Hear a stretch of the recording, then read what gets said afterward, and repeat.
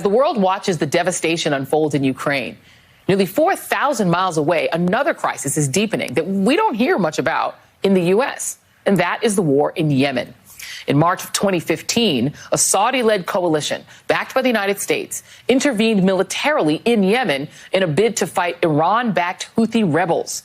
It has triggered one of the worst humanitarian crises in the world due to widespread hunger, disease, and attacks on civilians. 4 million Yemenis have been forced to flee their homes. Now, what we're seeing in Ukraine is absolutely the worst humanitarian crisis that Europe has seen in decades. But we haven't witnessed the same type of solidarity for the Yemenis as we do for the Ukrainians. We don't see historic sanctions or global campaigns, corporations like Airbnb and Netflix taking a stand. And this is not to say that we shouldn't care this much for Ukraine. Far from it. The point is we should also care this much for refugees and those facing occupation and war in the Middle East and Asia and Africa, too. The coverage of Ukraine has revealed a pretty radical disparity in how human Ukrainians look and feel to Western media compared to their browner and blacker counterparts, with some reporters using very telling comparisons in their analyses of the war. It's very emotional for me because I see European people with blue eyes and blonde hair being killed, children being killed every day with Putin's missiles. The unthinkable has happened to them. And this is not a developing third world nation. This is Europe. This isn't a place, with all due respect, like Iraq or Afghanistan, that has seen conflict raging for decades. This is a relatively civilized, relatively European, I have to choose those words carefully too, city where you wouldn't expect that or hope that it's going to happen. Civilized. Okay, let's face it. The world is paying attention because this is happening in Europe. If this was happening anywhere else, would we see the same outpouring of support and compassion? Well, we don't need to ask ourselves if the international response would be the same if Russia unleashed their horror on a country that wasn't white and largely Christian, because Russia has already done it in Syria. This is a teachable moment for us in the media. We aren't afraid to call out our own industry.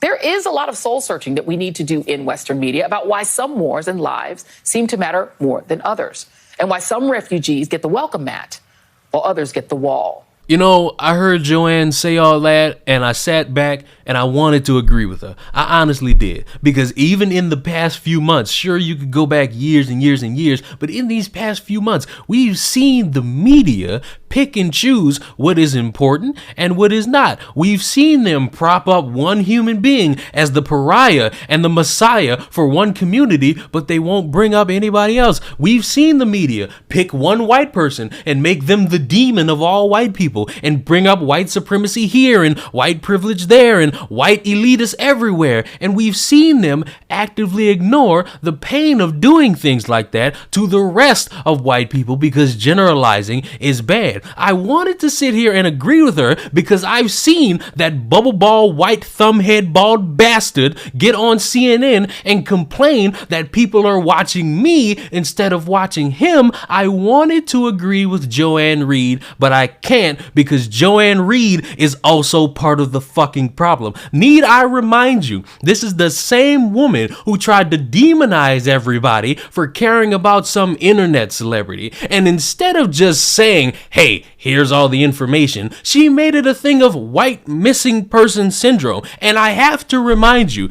this is the same black woman, the most disrespected group in American history, who gets on TV and does not show you the list of missing POCs that exist all across America. She will let you know that Elon Musk made a very cringy tweet. She will let you know that Trump exists somewhere in the ether. She will let you know about how somebody said something very distasteful, but she will not back up her own fucking words. I can't agree with Joanne Reid because Joanne Reid acts like a high schooler. They blame everybody else for their own problems. They like to point the finger at everybody else, not realizing that they got 3 other fingers pointing back at you. And when you do that and you try to make it seem like I'm the credible one, I haven't done this, and this is a moment for the media to actually start being a little bit more truthful and understanding about all the issues across not just America, but the world, you also have to do that,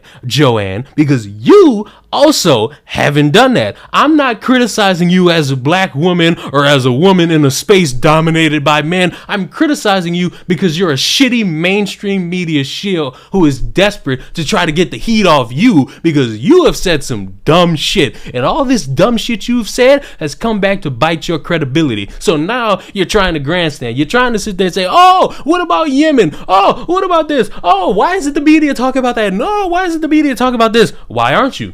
Why instead of sitting here and saying everybody's got to start talking about it, why don't you just talk about it? Why don't you take the time to let everybody know information you think is important? Not just about Russia, not just about Ukraine, not just about Yemen, anywhere. Because I agree with you just a little bit that yes, we need to start talking about all these different things that happen. War is important to talk about, especially if you're living in fear that you might end up in war. It's important, but if you're not going to do that, shut the fuck up. I don't work in TV. I don't work for CNN. I don't work for Fox News. I don't work for any mainstream network. But if I were somebody trying to plan out the information that I want to get to the public, I would do it a little bit like this. Monday, talk about this topic. Tuesday, talk about that topic. Wednesday, that topic. Thursday, that topic, etc., because it's just that easy. But instead, we got to spend hours talking about a Trump tweet. We got to spend days talking about white supremacy. We got to spend months talking about anything related to nothing that people actually care about instead of spending time letting the world know what's actually going on. And when you constantly do that and you grandstand and you try to put the blame everywhere else except your own news network and you're inviting more criticism to come your way from me. You are the same dumbass that tried to make a self-defense case about white supremacy and white people just going around willy-nilly shooting black people. You are possibly one of the worst fucking journalists and mainstream media outlets to exist. And the fact that you trying so hard to remain just a little bit credible by throwing the blame at everybody else shows that you know it your damn self.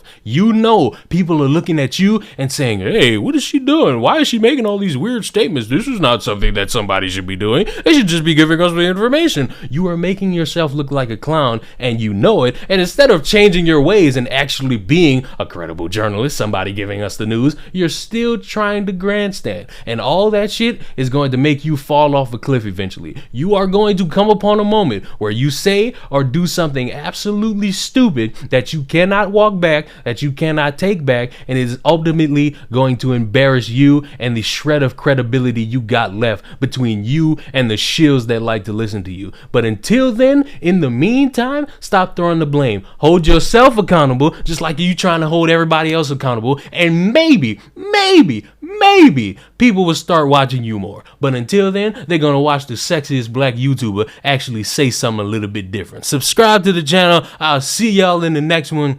Goodbye.